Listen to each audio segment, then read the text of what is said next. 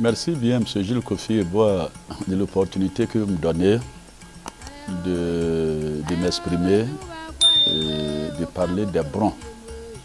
Bon, il faut déjà reconnaître que les Brons au Ghana étaient disparates. C'est vrai que chacun vivait sur un territoire bien déterminé. Et si vous prenez un peu la province, qu'on dit province, c'est-à-dire qu'à Hinifie, qui avait pour chef Nana Tandate.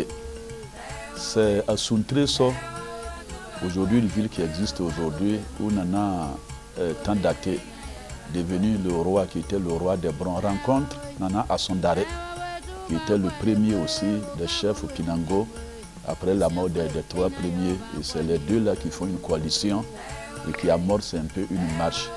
Donc de Suntreso, ils viennent à Abessem. À Abessem, ils se rendent jusqu'ici.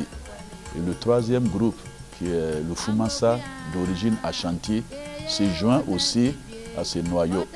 Sans ça, il faut reconnaître que le Foumansa, d'origine Ashanti, ayant retrouvé ses deux frères Brons, à savoir la Hinifie et puis le Pinango, font équipe et se trouvent sur ce territoire. Plus tard, il va avoir la Tidom, la province de Tidom, il va avoir l'Angobia. Et donc le royaume Bron est constitué de 5 grandes provinces. La première des provinces donne le roi suprême des Brons. Et puis par la suite, il y a le Pinango, le Foumansa, la Tidom et puis l'Angobia. Et après, il va avoir les cantons et puis les villages. Nous sommes très bien organisés. Pourquoi ici, on ne fait pas les choses n'importe comment. Chacun a une hiérarchie.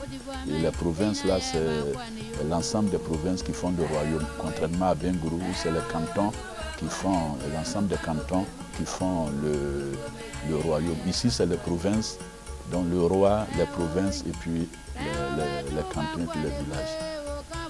Bon, il faut déjà reconnaître que les Brons au Ghana étaient disparates. C'est-à-dire que chacun vivait sur un territoire bien déterminé. Et si vous prenez un peu la province, qu'on dit province, c'est-à-dire qu'à Hinifie, qui avait pour chef Nana Tandate. C'est à Suntreso, aujourd'hui une ville qui existe aujourd'hui, où Nana Tandate, devenu le roi, qui était le roi des Brons, rencontre Nana Asondare, qui était le premier aussi des chefs au Pinango, après la mort des trois premiers. Et c'est les deux là qui font une coalition et qui amorcent un peu une marche. Donc de Suntreso, ils viennent à Abessem. À Abessem, ils se rendent jusqu'ici.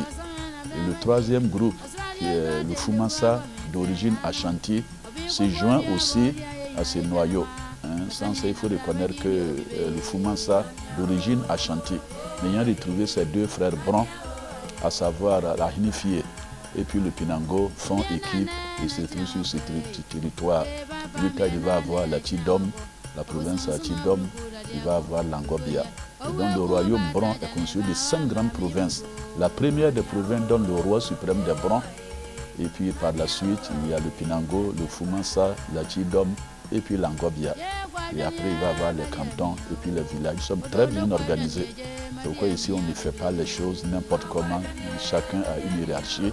Et les provinces, là, c'est l'ensemble des provinces qui font le royaume. Contrairement à Bengourou, où c'est les cantons qui font, l'ensemble des cantons qui font le royaume. Ici, c'est les provinces, dont le roi, les provinces et puis les cantons et puis les villages.